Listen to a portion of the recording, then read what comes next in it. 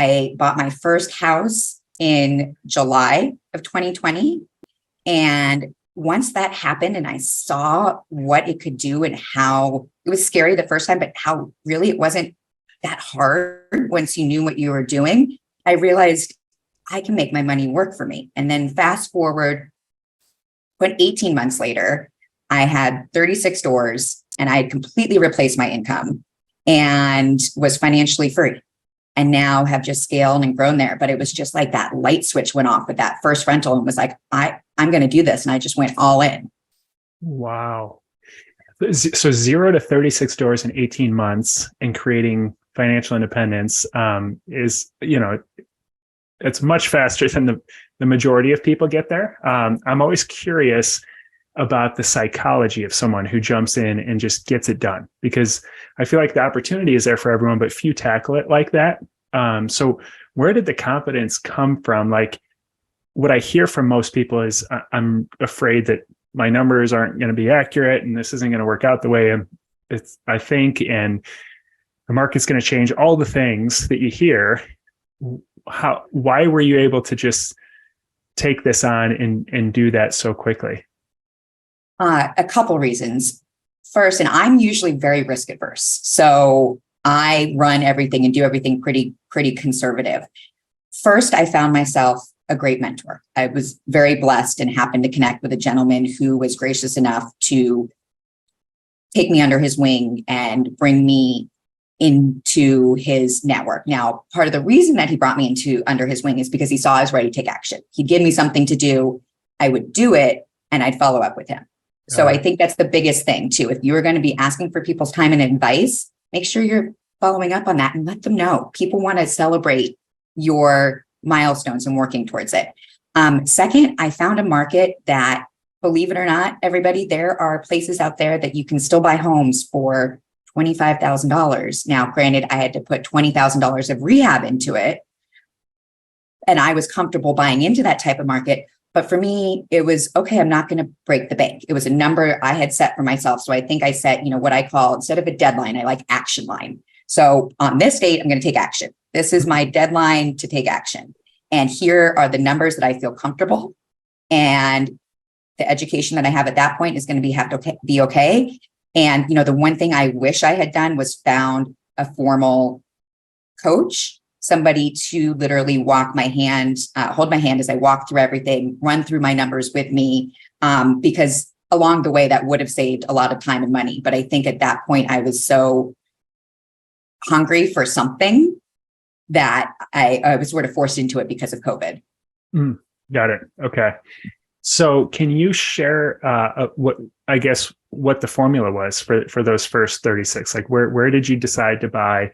You mentioned $25,000 houses, which, even in a affordable market are tough to come by. So what type of properties were you buying? And then what did the return look like on those? Yeah. So I was in a tiny town just north of Missouri called St. Joseph, Missouri. Okay. And the home obviously needed some rehab. It's about a B-, C+, but not in a rough neighborhood. Mm-hmm. So there are still areas, granted, I don't know if I'd be able to get that right now. It was from a wholesaler. So what I did was start connecting with wholesalers. And the most important part is to find your team. And what I found is the magic sauce for any market is finding a rock star real estate agent. For me, going on, podcasts or websites, any agents that are on there that are already working with investors, that's who you want to reach out to. They should usually be able to connect you to the property manager, a trustworthy contractor. So I started to build my team there in St. Joseph, Missouri. And I had a contractor, property manager, ironically, they were one in the same, and real estate agent, and started to connect with other investors who I could source other things from. And after that, it was it's all about the numbers, right? You and I might not necessarily want to live in a house that costs that much, but there's somebody that needs that clean, safe home. Mm-hmm. And if the numbers work, it doesn't matter if the kitchen makes us warm and fuzzy, right? So after that, I was simply like, I'm a data person. If the numbers work out, again, I've hit my action line. So I would run it very conservative. I used PropStream and Zillow and my real estate agent to pull my comps because I was trying the Burr method to force that equity. And that's how I was able to snowball a lot. And I relied very heavily on my contractor. And so your contractor is a key player. No matter what, you always want to make sure that you have your contractor walk the property. Whether you're buying a short-term rental, a Burr, anything, you want eyes that are on your team to be there. And so I did that. It appraised for $62,000 and I forced that appreciation, was on my way. And so I did rinse and repeat for that for a little while. And then I started to move in other markets because, again, being not a big risk taker, I really wanted to diversify. So I started to... I'm sorry, were those all single family homes? So my first one was a single family home. My second one was a duplex. Okay. My third or fourth one I found on Facebook Marketplace from somebody in Murray, Kentucky. Again, Brandon County, never been. That was 8 doors. Okay. And ended up buying that. And that's the biggest multifamily I own right now. Right. And that one I did as a JV, brought a partner on because new territory, wanted to have somebody, 2 heads could be better than one. Yeah. So it was a lot of working with wholesalers and using the money that I had, because we didn't have hundreds of thousands, to snowball and grow into those 36 stores. Got it. Okay. And how did you initially decide on St. Joseph? Like, have you ever heard of it before, or what was the driver? Really random. I was living in St. Louis, Missouri for a little bit right out of grad school. And I did have a cancer center that I called on in St. Joseph, Missouri. So I'd gone there, flew there, drove up the cancer center, came back down. So when somebody mentioned, hey, you should check out St. Joseph, Missouri, never in a million years did I have any intention of going back there or ever owning property, but at least it wasn't something that was totally foreign. And the nice thing about it, I like tertiary markets, not only for, my long terms, but not necessarily the really hot markets for short terms either, because you get the benefit of Kansas City is only 45 minutes away.